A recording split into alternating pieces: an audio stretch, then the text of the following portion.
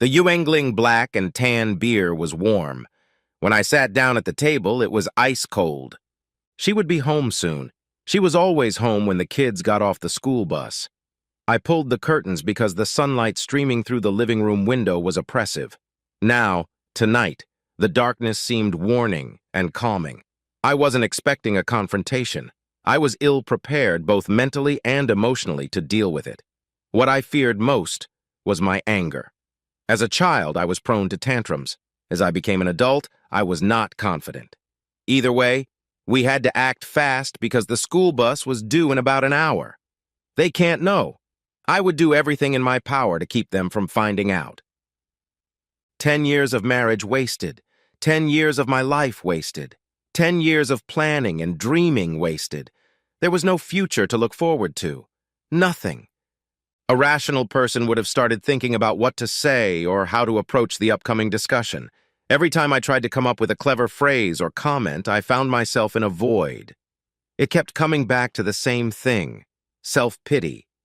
I felt sorry for myself and sorry for what my children might have to go through. It was unacceptable. There was no plan of action. Stupidly, I sat back and waited to see how the situation would unfold. I wasn't prepared. I was finishing the last of my warm beer when she opened the door. "John, what the hell are you doing sitting in the dark?" She walked over to the window to open the curtains. "No! Let them close for now." This wasn't exactly a normal situation. I was never home in the middle of the day. I was always at work. Maybe that was part of the problem. She looked thoughtful as she tucked her purse and jacket away. "Are you sick?" "No, just depressed and frustrated." "Do you want to talk about it? Is there anything I can do?" "There's nothing you can do, but I want to talk about it. I just don't know how or where to start." "Is everything okay at work?" "Stop it. Please stop. Just sit down and listen. I'll say what I have to say as best I can. You don't have to say anything. In fact, I'd rather you didn't say anything." Courtney sat back and looked at her hands. I heard her mutter quietly to herself, "Oh, shit.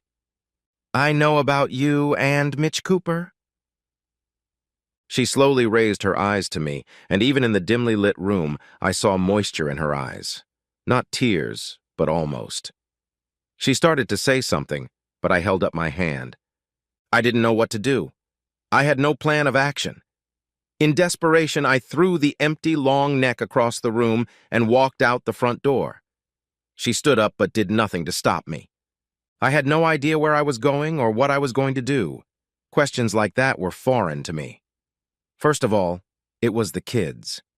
Courtney and I both came from single-parent families. I vowed that no matter what, my children would never have to go through this. That meant divorce was out of the question. It also meant abandonment was not an option. I was screwed. My first stop was Gilbert Enterprises. There was a lot of vacation time there, and I had no problem getting a week off. I had a small staff working for me, but they were all competent and could fill in for me in my absence. I started at Gilbert 12 years ago as an apprentice draftsman and was now in charge of the entire graphics office, including a small support staff. I worked hard and was rewarded for my efforts. A summer trip to Dollywood seemed to have been eliminated from the schedule. Shortly after starting at Gilbert, I met Courtney. It was always unclear to me how we met. It was some sort of bar picnic at one of the engineers' houses. I was there, and suddenly she was there with me. It wasn't like I was stalking her or anything. She started chatting, which was unusual because girls usually avoided me. I wasn't what you'd call a guy. I was too skinny, too tall, and too dorky. Courtney went to school a year ahead of me and hung out with the cool kids. In fact, I remembered her spending a lot of time with one of the guys who looked like Fonzie. Yeah, you guessed it. His name was Mitch. One thing led to another, and less than a year later, we were married and pregnant. Everything seemed normal and right at the time. I was happy, and she seemed happy. Courtney was pretty much normal in every way. She didn't stand out in a crowd or draw attention to herself. From my perspective, she was perfect. A year after our son Bobby was born, we had our daughter Danny. Everything was just fine for 10 years. It's common for people to spend large sums of money at restaurants when celebrating something. I ended up spending an exorbitant amount at my favorite sushi bar to drown my sorrow. There was nothing extra on the menu. and I treated myself to all the goodies I'd always turned down because of the price.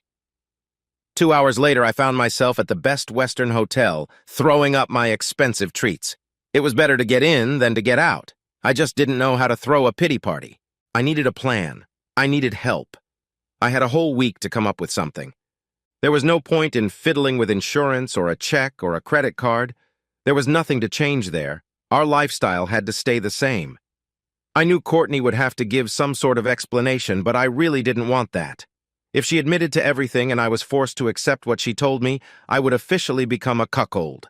I couldn't figure out how to avoid that. There was no way she could or would deny it. It was out of character for her.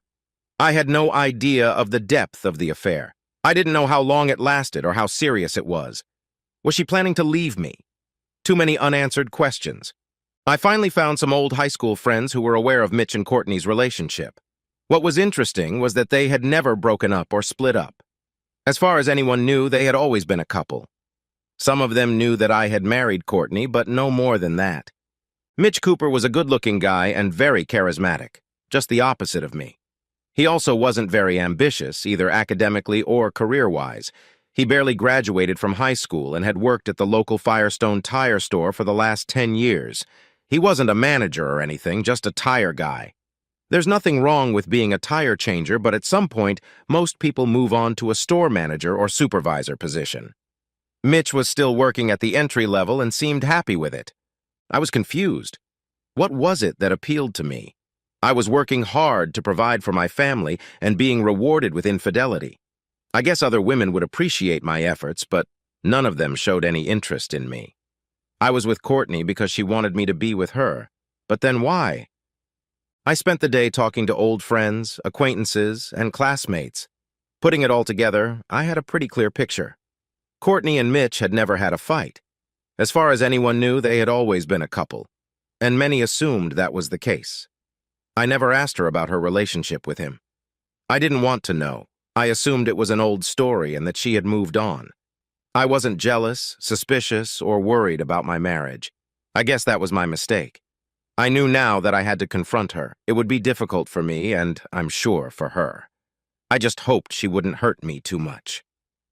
Of course, I still didn't understand what I wanted to get and how I was going to fix the problem. The next night, I managed to get a small private table at Luciano's restaurant.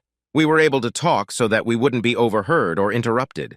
Courtney arrived on time, looking good but nervous. She sat and smiled but didn't say anything. We ordered, ate, and enjoyed the wine. It was awkward, to say the least. Neither of us mentioned the pressing problem. Finally, the coffee arrived, and I decided to open Pandora's box. Can I get some sort of explanation without the emotional rhetoric? Instead of trying to explain, could you give me an idea of exactly what you want to know? It would be easier and faster that way. Was this a way to avoid revealing what I didn't know? Or was it an honest response to my request? How long? It was a short question, and I hoped for a short answer. 12 years.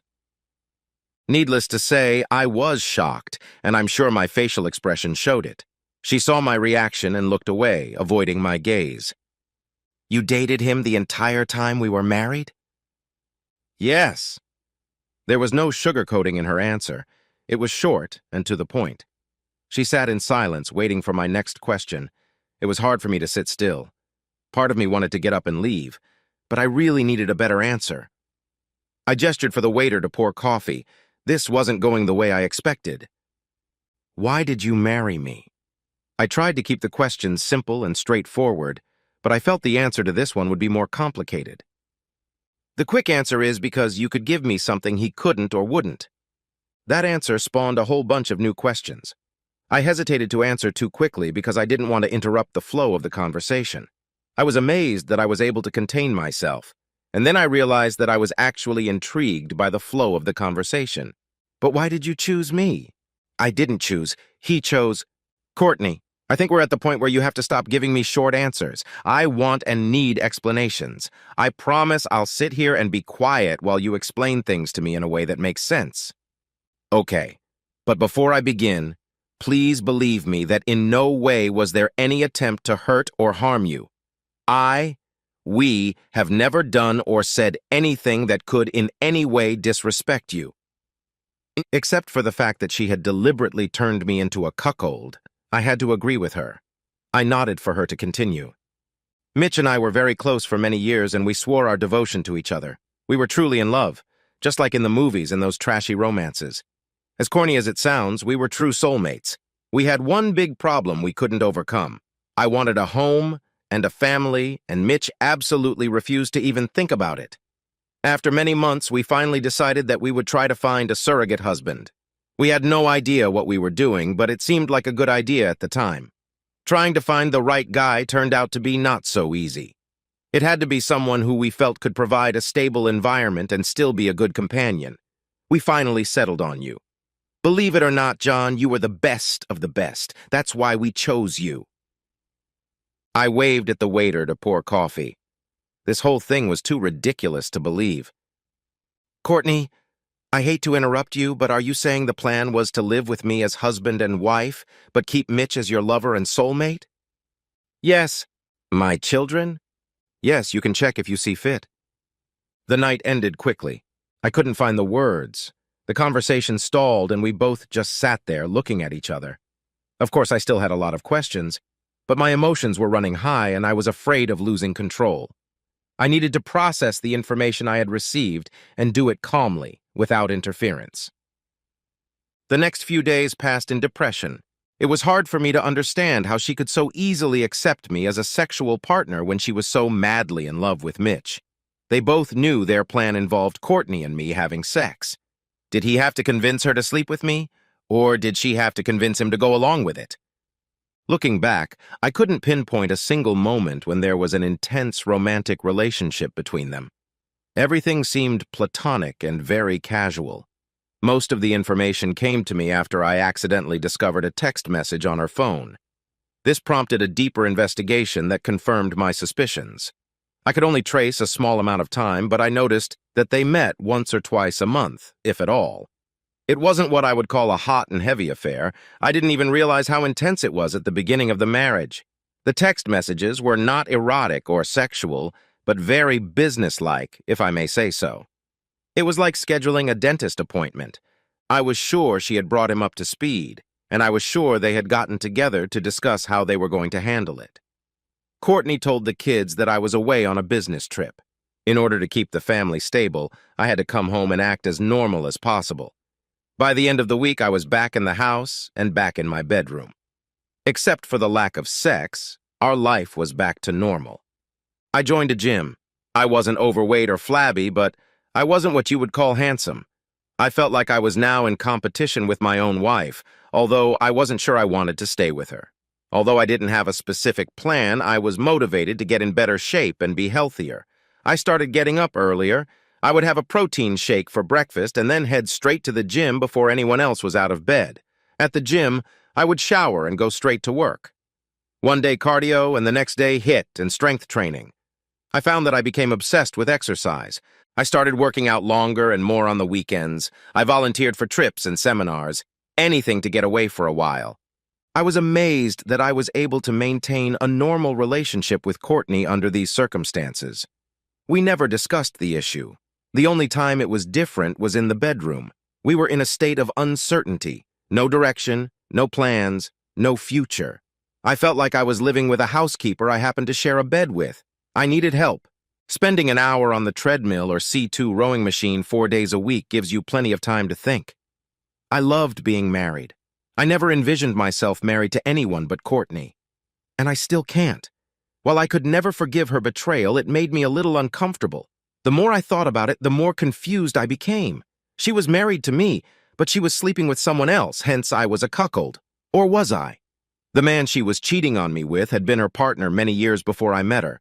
Was she cheating on me with him, or was he cheating on her with me? It was so easy to confuse myself. Does a piece of paper called a marriage certificate matter? Or is it all about the perception of the relationship? Courtney and Mitch had different perceptions of family and marriage. Somehow, unknowingly, I was dragged into this mess and used to resolve the conflict. Mitch had to pay a price to keep Courtney happy, to let me have her sexually. Knowing how close they were, It must not have been easy for him to make that decision. Nevertheless, I was being used, and I didn't like it. However, I felt like I was getting the best part of the deal. I put up with my self-imposed mental dilemma for about 2 weeks, and then I decided that since I wasn't going to divorce Courtney and I wasn't going to leave, I was going to keep having sex with her. I'm going to try my best not to get embittered or retaliate. Before beginning this new phase of my marriage, I also decided that some ground rules needed to be established. That afternoon, I made a reservation at Luciano's for dinner. The evening started slowly, just like the previous time. Courtney seemed hesitant to start any kind of conversation. I wanted to speak up, but I couldn't bring myself to start. The silence was broken by the waiter. "Can I get you anything else?" There was nothing dramatic about it, but it did help us get talking. "Just another coffee, please." "I think we should call it a day. It looks like they're getting anxious to close." Yeah. Courtney, I'd like things to go back to normal if we could. Under the circumstances, there are a few things we have to agree on. There's nothing difficult about it. And if you don't like what I'm about to suggest, I'm willing to listen to a counteroffer. She nodded for me to continue and smiled slightly. "First off, if it's okay with you, I'd like to start having sex again. Sleeping together is great, but I really miss having sex. I might have some difficulties at first, but hopefully with time I'll get over it and things will normalize. Are you okay with that?" Courtney nodded her head and non-verbally mouthed the word okay. "Second, I'd like us to continue living together as husband and wife until the kids are grown. When the children are no longer at home, we will quietly divorce and go our separate ways. We expect it will be about 10 years before Danny goes to college or gets married. Will you be able to hold out that long?" There was a slight pause, as if she was deep in thought. "John, do you mean that if things go satisfactorily, we will live together until there are no children left at home, and then we can separate?" "No, then we will definitely separate. That won't be an option." "But what if—" She never finished the sentence. I stared at her, waiting for a more definite answer. Finally, she looked up and mumbled the word okay again, but this time she didn't smile. "Finally, I believe that you can continue your relationship with Mitch, but I insist that you do it in a way that I don't know about it. I'm not happy with the current situation, but I feel it would be difficult and stressful for both of us if I insisted that you stop seeing him. I can't and won't waste time and energy trying to break up your—" I never finished that sentence. I didn't wait for a response from my wife. I stood up, threw 3 20s on the table, and held up a chair for her so we could leave. The ride home was uneventful. There was no sex that night. The terms I'd laid out were never openly discussed. It was as if they were automatically accepted as soon as I voiced them. We started having sex again. It wasn't great at first, but gradually we got used to each other and things got better. Home life returned to normal. As the sex got better, it also got a little rougher. I didn't do it on purpose, but I guess I was feeling a little competitive, so I tried harder. I became more picky about the types of sex and the frequency of it. Courtney never said no or complained. After a while, the novelty wore off and I found myself going backwards. I guess I was trying to prove a point. The most unusual thing I realized was that over time I stopped feeling like a cuckold. Technically, I guess I was, but in my head I began to see it differently. Courtney was Mitch's woman. She'd always been his woman. I used her any way I wanted, any time I wanted, whenever I wanted, and there was nothing he could do about it. Sure, I fed her, provided shelter and clothing, but I convinced myself that was payment for her services and care of the children. I didn't know about the time she spent with him by arrangement. What I didn't know didn't hurt me.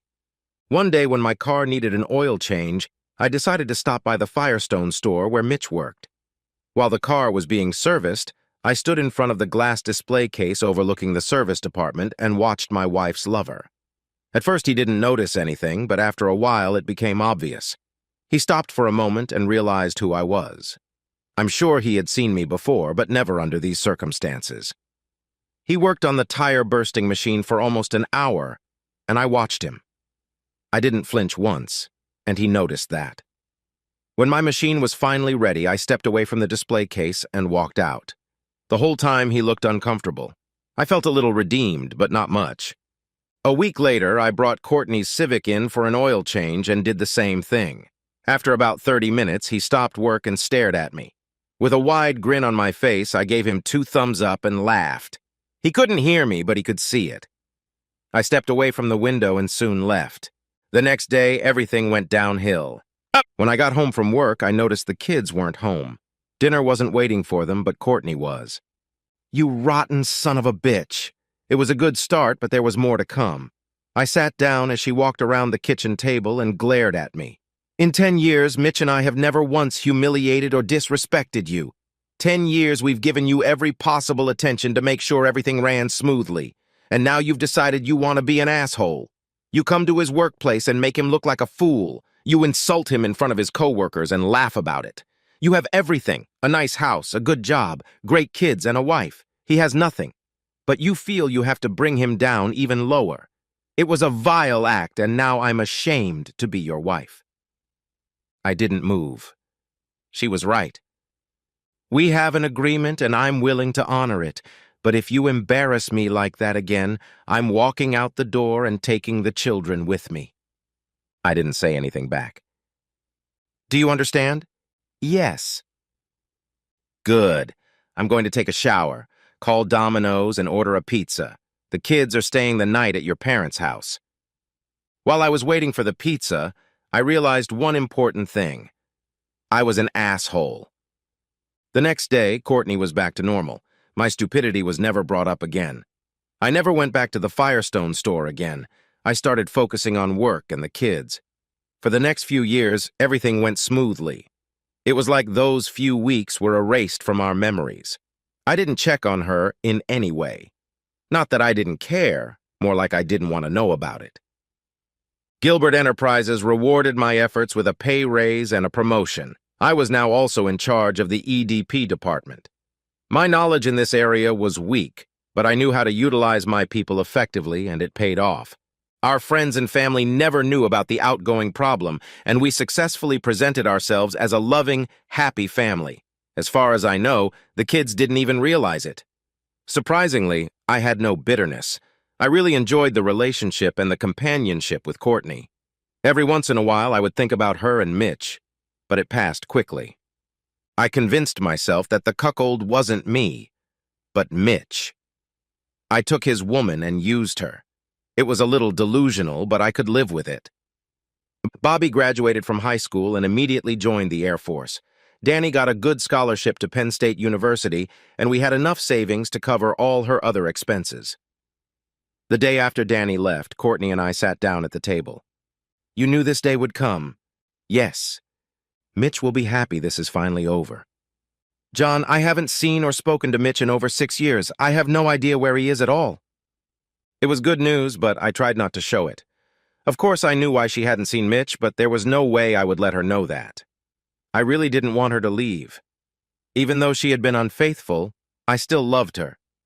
I wanted to let her know, but my stupid pride held me back. She spoke again before I could say anything.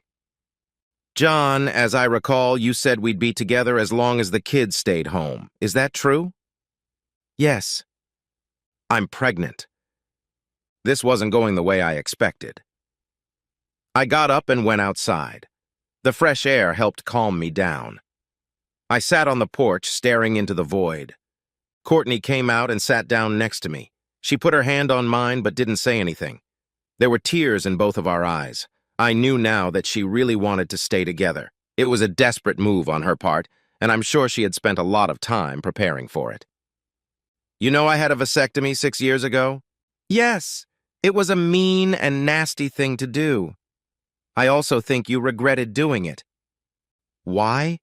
"Because it effectively ended our marriage. I didn't want it to end." "I didn't want it to either, but I don't understand why you thought getting pregnant would change anything. The fact that you found out about it would have led to the opposite result to what you wanted." "I didn't have a choice. If you had given me a clue or some hope, I might have done things differently. I didn't want to lose you." "Okay, I'll bite. Who's the father?" Courtney reached into her apron pocket and pulled out an envelope. "This cost me over $8,000. I have no idea who the father is, but you and I will raise this child as our own.